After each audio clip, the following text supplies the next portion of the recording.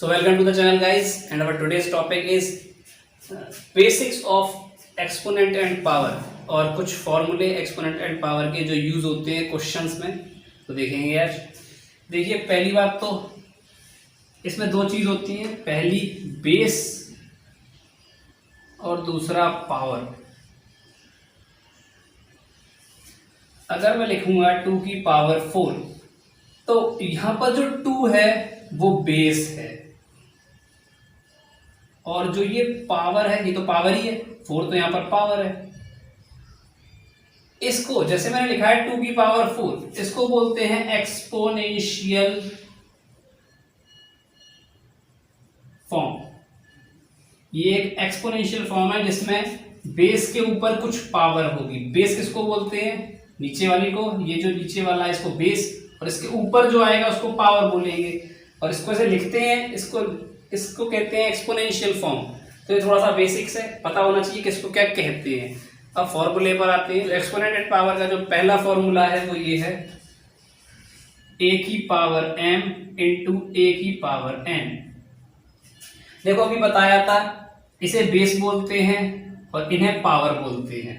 तो पहला फॉर्मूला बोलता है अगर बेस सेम है, देखो यहाँ पर a है यहाँ पर भी a है, बेस सेम है, बीच में मल्टीप्लाई का साइन होना चाहिए।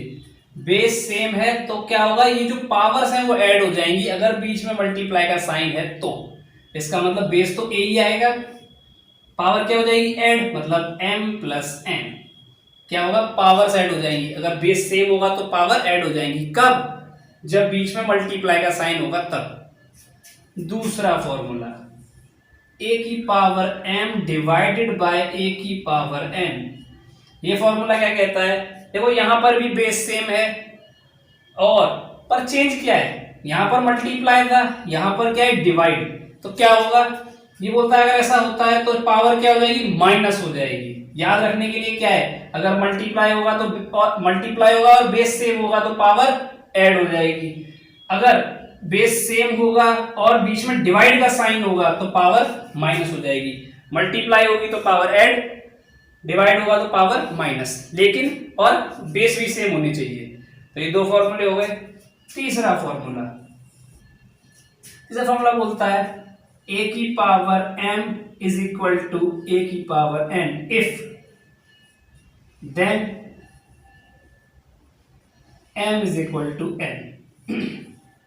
देखिए वो बोल रहा है अगर a की पावर m बराबर है a की पावर n के, देखो यहां पर बेस सेम है, पावर अभी डिफरेंट है, लेकिन वो बोल रहा है बेस क्या है, बेस तो सेम है पर a की पावर m और a की पावर n अगर बराबर हैं तो इनकी पावर्स भी बराबर होंगी, इनकी पावर्स भी बराबर होंगी। देखो m इक्वल टू n होगा। तो तीसरा फॉर्मूला ये कहता है कि अगर a की power m is equal to a की पावर n है तो m is equal to n भी होगा। ठीक है।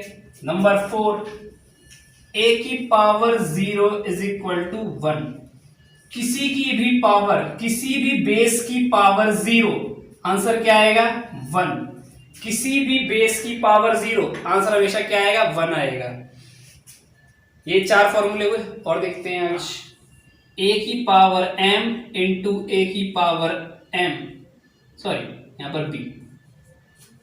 देखिए पिछली बार फॉर्मूले में बेस सेम था, बीच में मल्टीप्लाई का साइन था। इस बार बेस डिफरेंट है, पावर सेम है। पिछले वाले में क्या था, बेस सेम था, पावर डिफरेंट थी। यहाँ पर बेस डिफरेंट है, पावर सेम है। अगर ऐसा होता है और बीच में मल्टीप्लाई का साइन होता है तो क्या होगा, बेस आपस में मल्टीप्लाई हो जाएंगे और पावर आ जाएगी उनके ऊपर। क्या होगा, बेस मल्टीप्लाई हो जाएंगे और पावर सेम रहेगी ऊपर। तो ये 5 नंबर फॉर्मूला। 6, a की power m divided by b की पावर m। अगर ऐसा होता है तो क्या होगा, तो ऐसे में होगा a डिवाइडेड बाय b दोनों की होल पावर m। क्या हो जाएगा, देखिए इस डिवाइड के साइन को हम इस तरीके से भी लिख सकते हैं, कुछ a की power m divided by a की पावर n। देखिए दोनों के, सॉरी ये b है और ये m है। देखिए दोनों के बेस अभी भी डिफरेंट है, बीच में क्या है डिवाइड का साइन है और पावर सेम है। बेस डिफरेंट है, पावर सेम है, बीच में क्या है डिवाइड का साइन है। तो पावर क्या आ जाएगी, दोनों के ऊपर आ जाएगी। देखो a अपॉन बी आ गया, इसके दोनों के बाहर पावर आ गई, ऐसे ही a और b के बाहर पावर आ गई, ऐसे हम लिख सकते हैं इस फॉर्मूले के अकॉर्डिंग। तो आज तक के लिए इतना ही।